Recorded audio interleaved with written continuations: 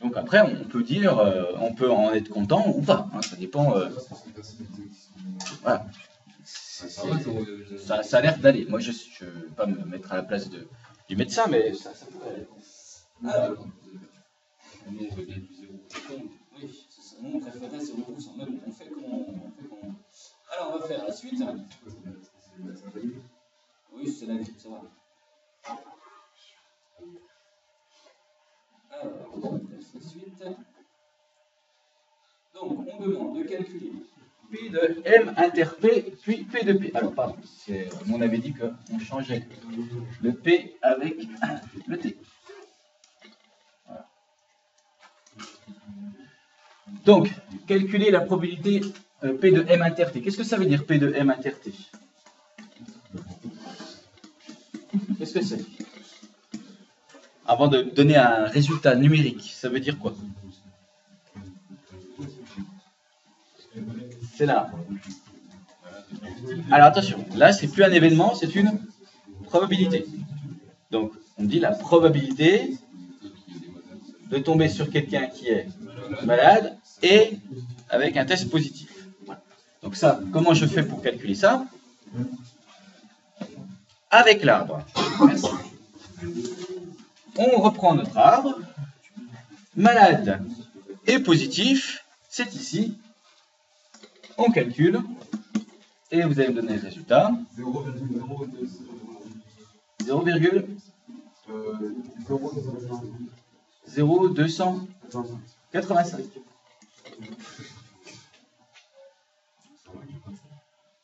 On confirme? Oui, c'est ça. Ben, je fais confiance à Franck, mais je veux dire, j'aimerais bien que vous aussi, vous preniez également votre calculatrice pour vérifier. C'est ça? Bon, d'accord.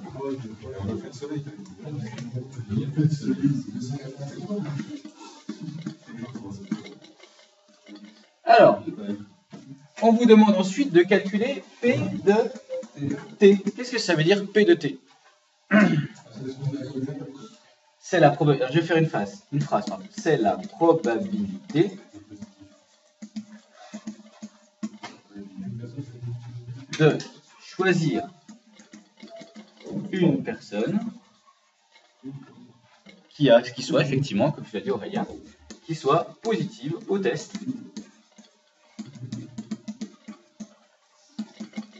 Donc là, vous ne faites pas attention si cette personne est malade ou pas. Vous choisissez quelqu'un, puis vous dites, tiens, j'aimerais connaître la probabilité de choisir quelqu'un, puis de dire, ah ben toi, tu as eu ton test positif. Quelle est la chance que j'ai d'avoir, ou le risque, je ne sais pas, d'avoir ça. Voilà. Alors, encore une fois, comment va-t-on s'y prendre pour calculer cette probabilité? Alors Valentin, tu commences à donner déjà une piste. Oui.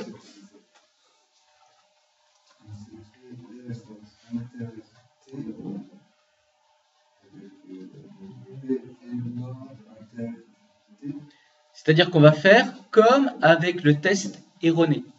C'est-à-dire que l'événement, mon test est positif, je vais l'exprimer à l'aide de probabilités que je peux trouver sur mon arbre.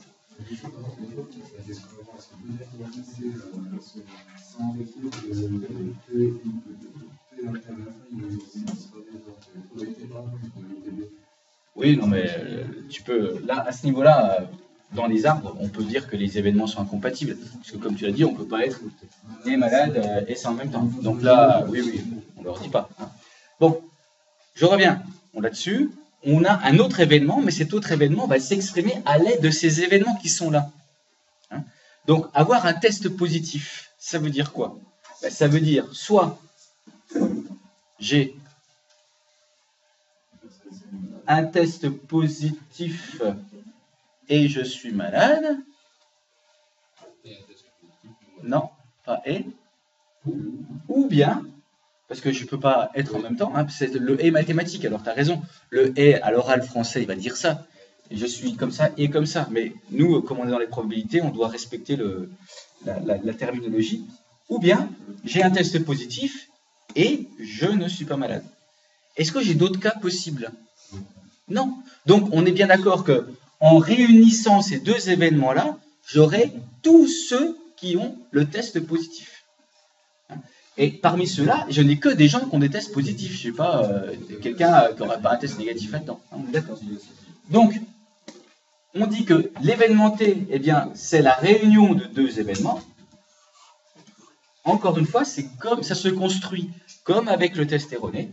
Donc, c'est soit je suis malade et le test est positif, ou bien je ne suis pas malade et le test est positif. Et ça, c'est, je vous l'explique. Après, je vous ai dit concrètement, quand vous avez votre arbre, on vous demande de calculer P de T, vous regardez là où T apparaît. Voilà. L'explication, ben, je viens de vous la donner, c'est celle-ci. Ces deux événements-là sont incompatibles, puisque vous ne pouvez pas être malade et pas malade, c'est pas possible. Donc, la probabilité que le test soit positif, donc de tomber sur quelqu'un qui a un test positif, c'est de dire, c'est la probabilité de M inter T plus P de M bar inter T. Ces probabilités, ben, il se trouve qu'on les a calculées. Hein, je reviens sur l'arbre. M inter T, c'est 0,0285. M bar inter T, c'est 0,0194.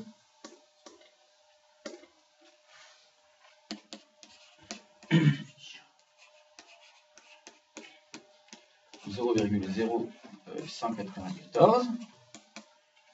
Si je ne me suis pas trompé. Voilà, ce qui nous fait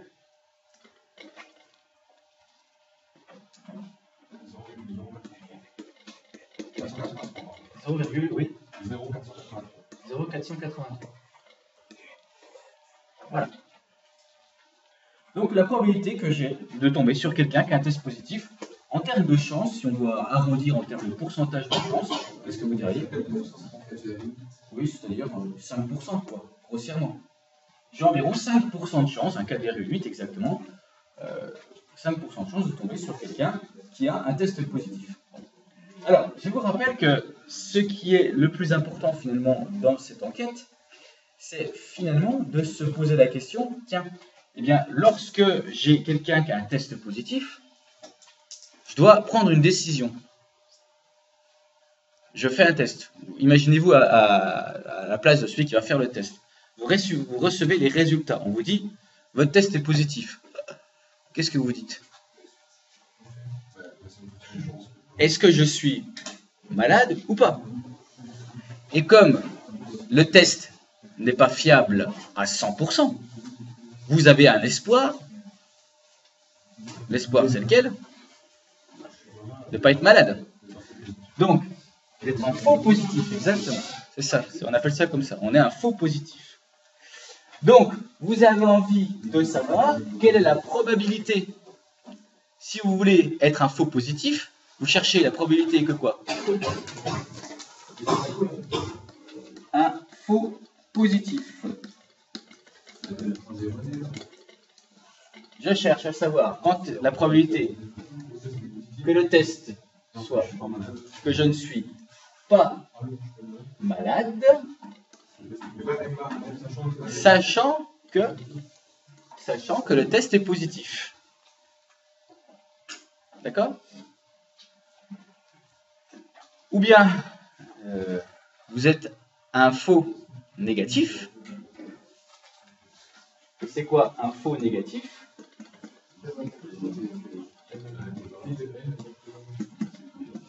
Quelle est la probabilité que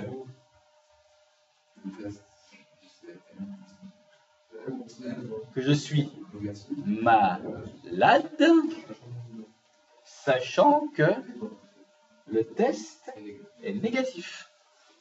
En fait, c'est ces deux probabilités-là qui sont les plus intéressantes. Non?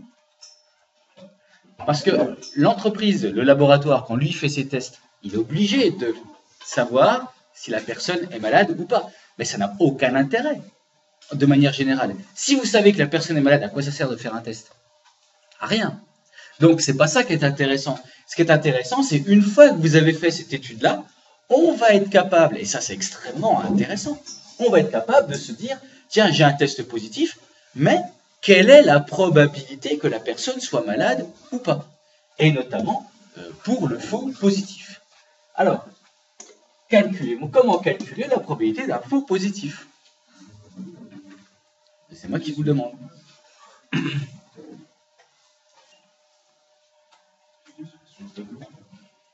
Hein? C'est Oui, c'est avec la formule. Et je veux dire, honnêtement, c'est ça l'objectif de cet exercice-là. Vraiment, l'intérêt de ces études, c'est d'arriver à ces deux probabilités. Donc, s'il devait y avoir à l'examen, soyons très pragmatiques, un exercice de ce genre, c'est pour arriver à ça. Alors, la question, avant que tu me donnes le résultat, la question, et je m'adresse à tout le monde, tout à l'heure, je vous ai posé la question, tiens, comment je calcule la probabilité de M inter T? Et c'était pour vous amener à la réponse, c'est dans l'arbre. On est dans l'arbre, on multiplie les probabilités, on arrive à ça. Comment calculer la probabilité de T? Ah, ben il faut considérer que T, c'est la réunion de deux événements qui se calculent dans l'arbre, et comme les événements sont incompatibles, on arrive à un résultat. Maintenant, troisième point, puisqu'on peut détailler de cette manière, comment calculer une probabilité conditionnelle qui ne fait pas partie de l'arbre? Celle-là, on ne l'a pas dans l'arbre. Si je devais avoir cette probabilité dans un arbre, ce serait lequel d'arbre? On partirait de...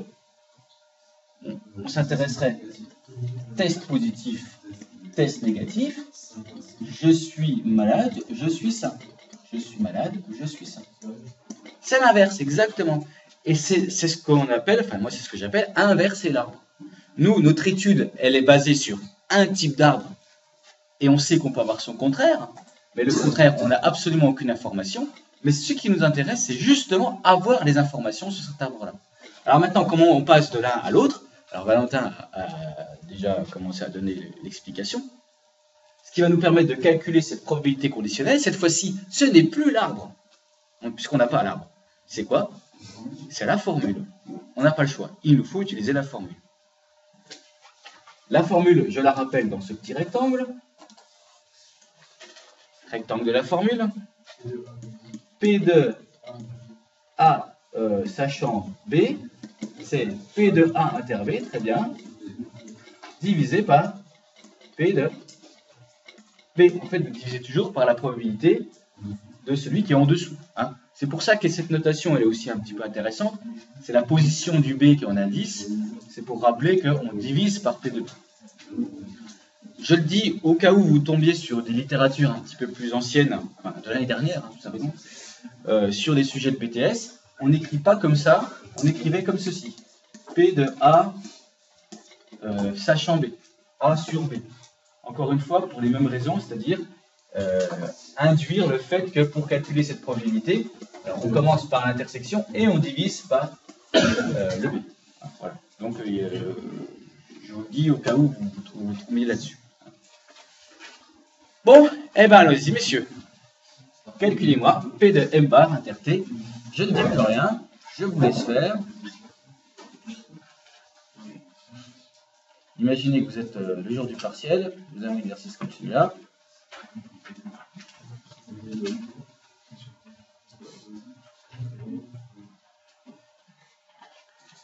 Bon, parce que quand vous compreniez ce que je dis, c'est très bien, j'en suis très content, mais il faut maintenant que vous mettiez à l'œuvre. Et bien sûr, on va se tromper souvent, c'est pas un problème ça. Vaut mieux qu'on se trompe maintenant plutôt qu'on se trompe. Fais-le.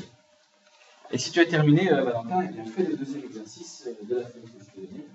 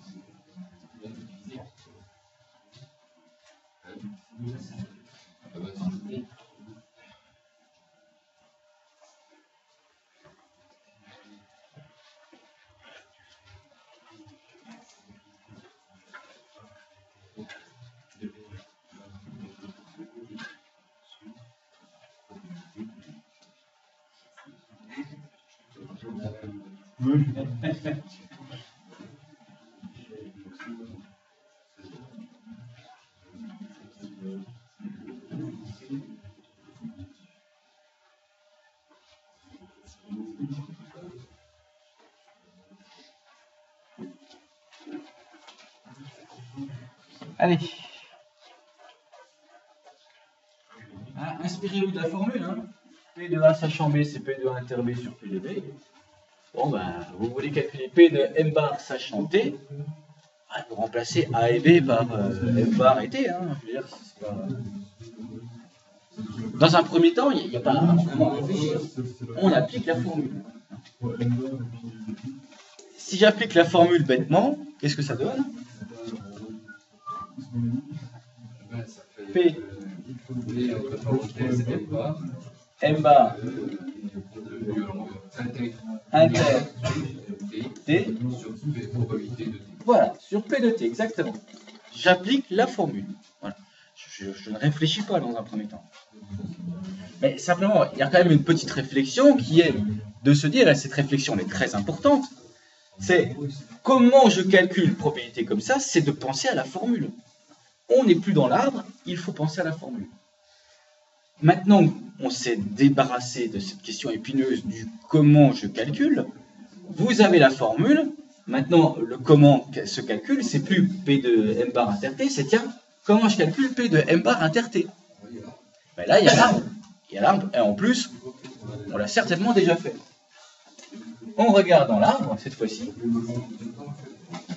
M bar inter T, le voilà, c'est 0,0194. Et ben voilà.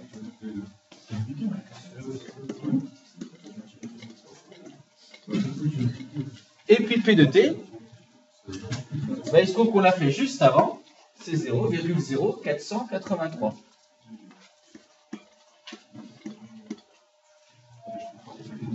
Et vous trouvez combien? Dites-moi. 0,40. Il y a quoi les chiffres après? 1,6. Allez, on va faire 0,42 à peu près. Allez, pour. Si c'est 1,6. Ah! Alors, dites-moi le résultat. 0,406. D'accord, donc allez, on va laisser 0,400. 0,401. Qu'est-ce que vous en pensez? C'est énorme. C'est énorme.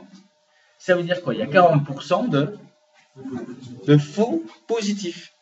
Donc il y a 40% de gens qui vont avoir la trouille. On ne s'est pas trompé. Ça veut dire que lorsque le test est positif, on est bien d'accord, hein, il ne s'agit pas de 40% de la population. Il s'agit des gens... Non. Il ne s'agit pas de personnes malades. Non. Il s'agit de qui? Non, oui. Pardon. Il s'agit des personnes qui ont un test positif. Parmi les gens qui ont un test positif, 40% sont des faux positifs. C'est-à-dire, ils ne sont pas malades. Donc, c'est énorme. Ça fait beaucoup. Et ça fait beaucoup, et ce qu'il faut bien remarquer, c'est que tous les chiffres qui sont donnés sont très cohérents. Il n'y a pas eu un truc qui vous a dit, ça ne vous a pas choqué. Bon, en dehors qu'un test a un souci, c'est normal, ça. Mais les pourcentages étaient faibles. C'est 2%, etc. La probabilité que le test soit erroné, hein, elle était faible, cette probabilité-là. Elle était de... c'est juste avant. Elle était de 2%, 2,1%. C'est pas choquant, ça. Non? Sur la population, l'ensemble, la probabilité d'avoir un test erroné, c'est 2,1%. On peut se dire, c'est bien 2,1%. Maintenant, vous passez le test, vous recevez les papiers, le test est positif, ben rassurez-vous, vous avez 40% de chance que vous ne soyez pas malade. Alors maintenant, intéressons-nous au faux négatif.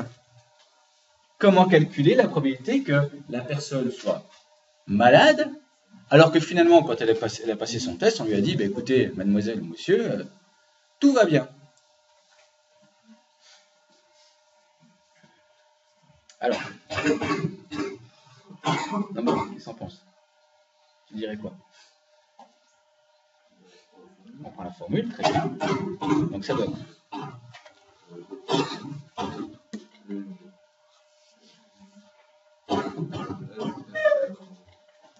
Voilà, P de M inter T bar.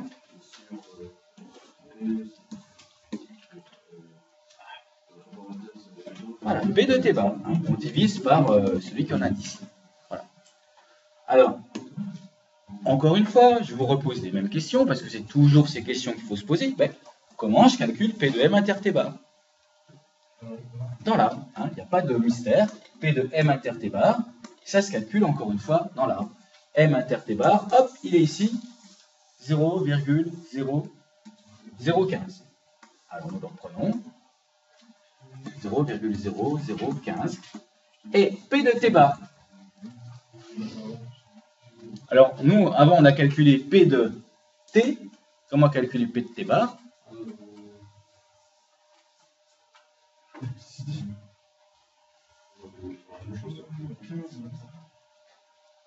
P de T, c'est 0,0483.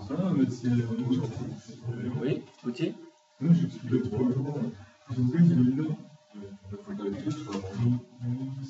Mais c'est le complémentaire. Donc comment vous calculez la probabilité d'un complémentaire? Vous enlevez 1, vous faites 1 moins, c'est le contraire. Oui. Voilà. Donc c'est 1 moins 0, c'est comme si vous avez 20% d'avoir un test positif, vous avez 80% que le test soit négatif. Donc vous complétez avec 1. Donc ça fait 1 moins 0,0483. La probabilité de T bar. Alors, dites-moi ce que ça fait.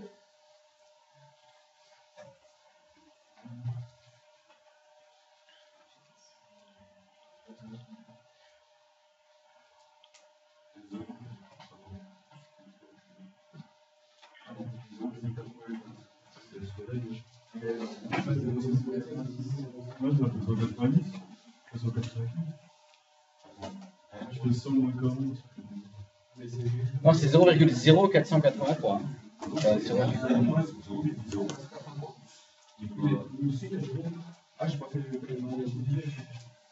Division 0,0015 divisé par. Il faut faire le calcul. Ah non, c'est pas le contraire de ça. Ah non, ça n'a rien à voir. Là, c'est M bar et M, on pourrait se dire que c'est le contraire, mais c'est pas par rapport au même ensemble. Voilà, là on est par rapport au T positif, alors que là je cherche dans les T négatifs. Donc on n'est pas du tout dans la même population. C'est comme si c'est deux études dans deux villages différents, ça n'a rien à voir. Je crois que c'est 0,0 Alors, je sais pas, on va donner un chiffre, puis on va essayer de confirmer. 0, ah, voilà, on a... je ne sais pas, mais en tout cas, si j'ai écrit le calcul comme ça, c'est aussi pour vous tester sur votre manière à bien calculer des choses. Donc, c'est 0,0050.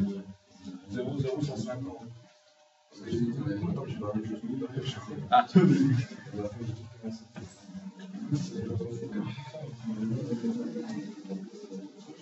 Ce qui m'intéresse, c'est comment vous faites pour calculer ça. Dites-moi ce que vous écrivez dans votre calculatrice. Non, on ne commence pas par ça, on commence par 0,0015 divisé, voilà, parenthèse, très bien, 1 moins 0,0492. Ce ne serait pas la première fois. Ça nous fait 15. Il y a plein de chiffres. Bon, on va s'arrêter à 2 0 et 15. 2 0 et 15. Ok, très bien. Donc ça nous fait en pourcentage 0,15%. Donc 0,1, hein, soit 0,1, 0,2. Donc qu'est-ce que vous en pensez de ce pourcentage-là? Énorme. Oui, ça ressemble là. Hein. Mais qu'est-ce qu'on en déduit? Imaginons que la maladie soit grave. Non, pas 1,5. 0,15%. C'est tout petit. Ça veut dire que si le test est négatif, vous avez de très grandes chances. Oui, non mais, ce que je veux dire par là, c'est que si votre test est négatif, vous avez de très grandes chances de ne pas être malade. Tout simplement. Alors que si votre test est positif, vous avez beaucoup de chances que ce soit un faux positif de ne pas être malade non plus.